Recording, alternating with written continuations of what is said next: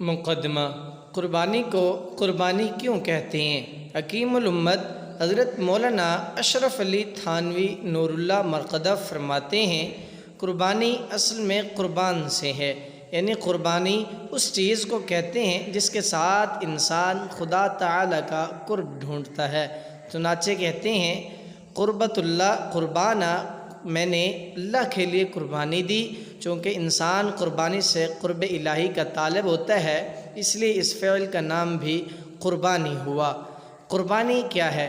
ایک تصویری زبان میں تعلیم ہے جسے جاہل اور عالم سب پڑھ سکتے ہیں۔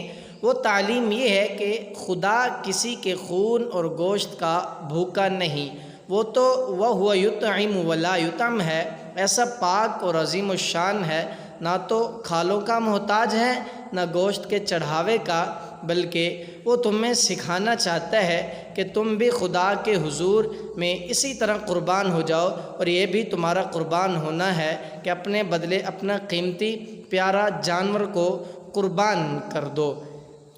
کیا قربانی خلاف عقل ہے؟ جو لوگ قربانی کو خلاف عقل کہتے ہیں وہ سن لیں کہ گل دنیا میں قربانی کا رواج ہے، اور قوموں کی تاریخ پر نظر کرنے سے ظاہر ہوتا ہے کہ ادنیٰ چیز اعلیٰ کے بدلے میں قربانی کی جاتی ہے۔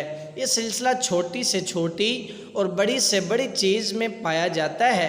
ہم بچے تھے تو یہ بات سنی تھی کہ کسی کو زہریلا سانپ کاٹے تو وہ انگلی کاٹ دی جاتی ہے تاکہ کل جسم زہریلے اثر سے محفوظ رہے، گویا انگلی تمام جسم کے لیے قربانی کی گئی۔ اسی طرح ہم دیکھتے ہیں کہ ہمارا کوئی دوست آ جائے تو جو کچھ ہمارے پاس ہو اسی کی خوشی کے لیے قربان کرنا پڑتا ہے۔ گھی، آٹا، گوشت وغیرہ قیمتی اشیاء اس پیارے کے سامنے کوئی ہستی نہیں رکھتی۔ جاندار اور بے جان کو قربان کرنا بھی قربانی ہی ہے، اور اس سے زیادہ عزیز ہو تو مرغے، مرغیاں، حتیٰ کہ بھیڑ اور بکرے قربان کیے جاتے ہیں، بلکہ اس سے بھی بڑھ کر گائے اور اونٹ بھی عزیز مہمانوں کے لیے قربان کر دیے جاتے ہیں، تو یہ بھی ایک قربانی ہے۔ تب میں دیکھا گیا ہے کہ وہ قومیں جو اس کو جائز نہیں سمجھتے کہ کوئی جاندار کا قتل ہو، وہ بھی اپنے زخموں کے سینکڑوں کیڑوں کو مار کر اپنی جان پر قربان کر دیتے ہیں۔ اس سے اوپر چلو تو ہم دیکھتے ہیں کہ ادنا لوگوں کو اعلیٰ کے لیے قربان کیا جاتا ہے۔ مثلا بھنگی کے تمام قوموں کی عید ہی کا دن ہو، مگر ان بیچاروں کے سپرد وہی کام ہوتا ہے، بلکہ ایسے ایام میں ان کو اور زیادہ تاکید ہو جاتی ہے کہ لوگوں کی آسائش و آرام کی خاطر کوئی گندگی کسی گزرگاہ میں نہ رہنے دیں، گویا ادنا کی خوشی کے لیے اعلیٰ کی خوشی پر قربان ہوئی۔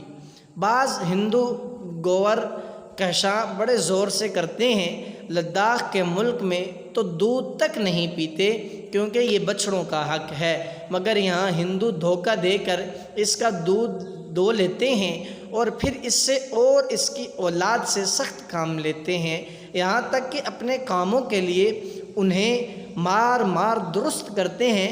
یہ بھی ایک قسم کی قربانی ہے۔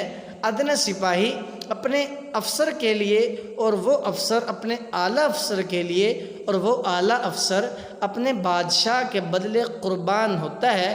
بس خدا نے اس فطری مسئلے کو برقرار رکھا اور اس قربانی میں تعلیم دی کہ ادنیٰ اور اعلیٰ کے لیے قربان کیا جائے۔ اب میں آپ سے اگلی ویڈیو تک کی اجازت چاہتا ہوں۔